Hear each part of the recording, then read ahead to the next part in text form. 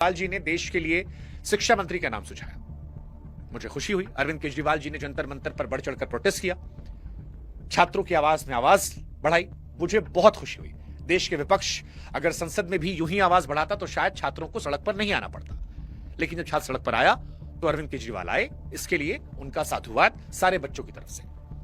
लेकिन पंजाब के बच्चों के मन में सवाल यह है कि आपने अपने राज्य के शिक्षा मंत्री का नाम आज तक क्यों नहीं लिया? वो भी 4 साल से उसी कुर्सी पर है।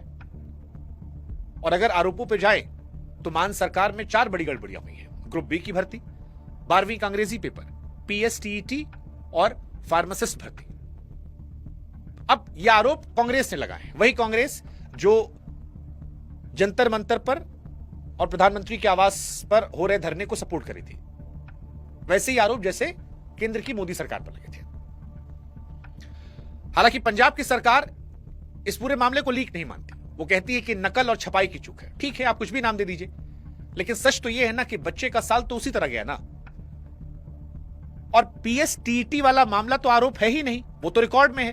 12 मार्च 2023 छठी से 8वीं के मास्टर बनने की परीक्षा, 1 लाख से अधिक बच्चे बैठे।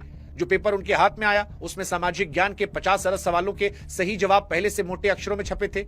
लीक करने की मेहनत भी नहीं करनी थी, सीधे चाबी थमा दी गई थी। मंत्री जी ने परीक्षा रद्द की, जांच बिठाई, कहा जिम्मेदारी तय होगी। पर 3 साल हो गए। इन 3 साल में जांच का क्या हुआ? जिम्मेदारी किसकी तय हुई? कौन अंदर आया? और 19 जुलाई को जो हुआ उसका तो क्या ही कहना। फरीदकोट की परीक्षा में पूरा गिरोह पकड़ा गया लाइव नकल में।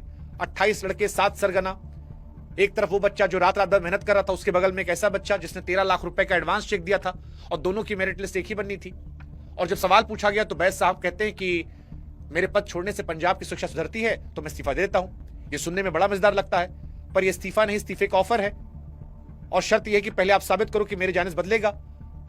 तो कुर्सी भी बची रही, शहीद भी हो गए। अब दिल्ली वाले से कंपेयर करें तो कहानी सेम है ना सर। दिल्ली में एक मंत्री ने कुर्सी छोड़ी, परीक्षा में गड़बड़ी हुई, वो भी यही कह रहे थे, और आप भी उनसे इसी बात के लिए इस्तीफा मांग रहे थे। तो जो बात धर्मेंद्र प्रधान के लिए सही थी वो बात आपके लिए गलत कैसे है?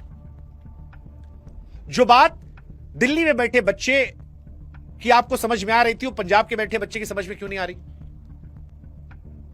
एक का दर्द दूसरे का